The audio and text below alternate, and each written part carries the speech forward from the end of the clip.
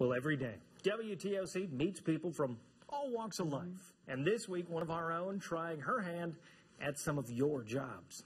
Well, traffic reporter Alexandra Vitale guides you through traffic crashes, congestion, and construction each morning on Daybreak. Her job saves you time and trouble when you hit the road. Well, today, you'll see her work on the water as a South Carolina shrimper. We all love to eat shrimp. Box is full. But how many of us actually understand the hard work associated with catching these tiny creatures? My day as a low-country shrimper started at sunrise on the Morgan River. We left the docks of the Sea Eagle Seafood Market in Beaufort and headed out to meet the Palmetto Pride. Craig Reeves served as our guide and gave us a lift in his oyster boat. He's been in the seafood business all of his life. The morning was majestic, very calm, making the trip to the Palmetto Pride a short one.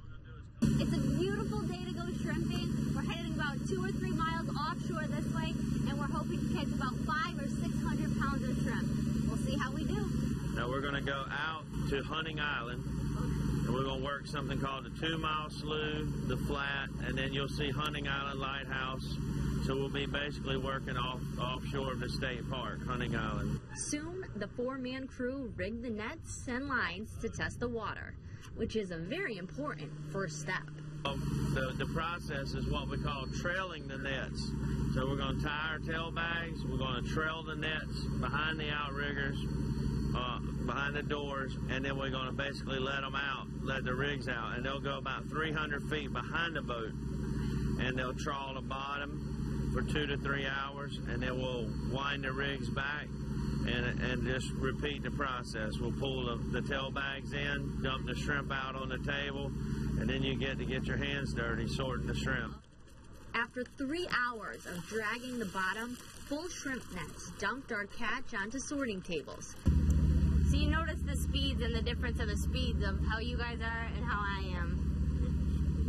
I'm much slower than you guys are. Oh yeah, well you're doing fine. Thanks. Thanks. That's some good eating right there. We kept the shrimp, but threw back other critters like fish, crabs, stingrays, and sand dollars. We even pulled in a baby shark. We tossed the unwanted catches overboard and created a free buffet. Birds and dolphins followed behind to grab a quick and easy snack. Once the crew filled the coolers to capacity, we head back to Beaufort. This is all the work I did today. You ain't made much money. I did not make much money. But the hard work didn't slow down. Shrimpers turned into tightrope walkers, securing the nets and rigging. That was one task I could not and would not want to do. Seeing these guys in action proved shrimping isn't a job, it's a way of life. All shrimpers are passionate about what they do. They love the environment, you know, our coastal environment, the habitat. Shrimping is just an awesome way to make a living. Now, it's hard work, a lot of hours. I was told a long time ago, don't count your hours. Family members and workers greeted us on our return to the Sea Eagle Seafood Market dock, all ready to help unload the catch. The shrimp traveled up a conveyor belt to be weighed and then boxed. The fresh shrimp was quickly on its way to restaurants and businesses all across the Lowcountry. The Reeves family built their business on seafood and hard work. I experienced that firsthand. They've been around for nearly 50 years, and I expect they will be reeling in fresh catches for many more decades.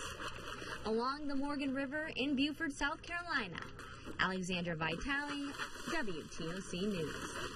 Well, tomorrow, Alexandra trades in her shrimp net for a hairnet. She goes behind the counter of one of Savannah's most famous places. Find out if Alexandra has what it takes to work at Leopold's Ice Cream on Broughton Street.